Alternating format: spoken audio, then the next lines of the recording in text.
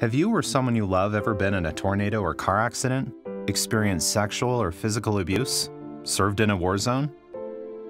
Most people have been through some kind of life-threatening or traumatic event, and it's common to have stress-related reactions after a trauma. But when symptoms last more than 3 months and they're not getting better, it's time to get help.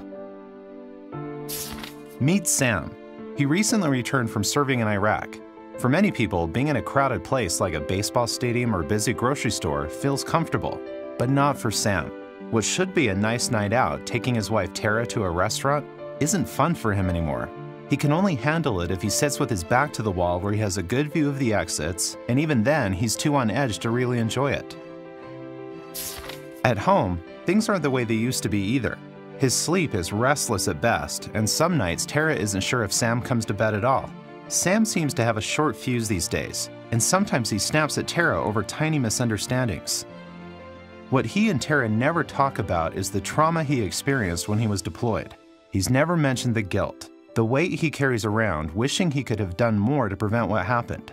Instead, he's turned inward, pulling away from family and friends. Tara tried to give him some space, but after months passing without change, she really started to worry. She was the one to finally say what they were both thinking. It's time to get help. That's when Sam finally decided to take action. He reached out to a doctor who told him about PTSD, or post-traumatic stress disorder.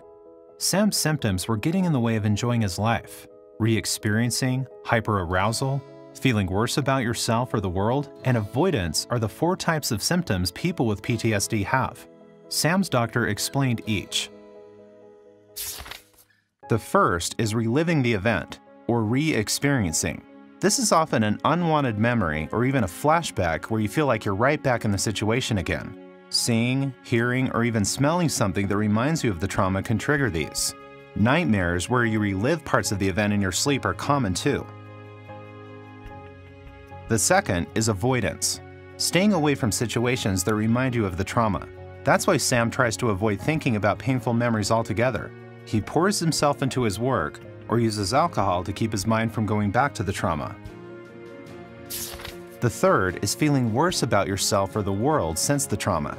You might feel overwhelming guilt like Sam or not trust anyone.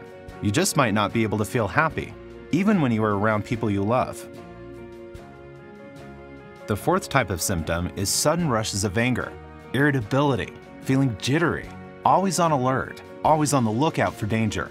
This is called hyperarousal, and loud noises or a driver cutting in front of you can be all it takes to set you off. If you recognize any of these symptoms of PTSD in yourself or someone you love, don't wait. See your doctor to find out if it could be PTSD. Just like Sam and Tara found, there is hope. You don't have to live with the symptoms of PTSD forever. Effective treatments are available. To learn more about PTSD or how to get help, visit the National Center for PTSD website at www.ptsd.va.gov.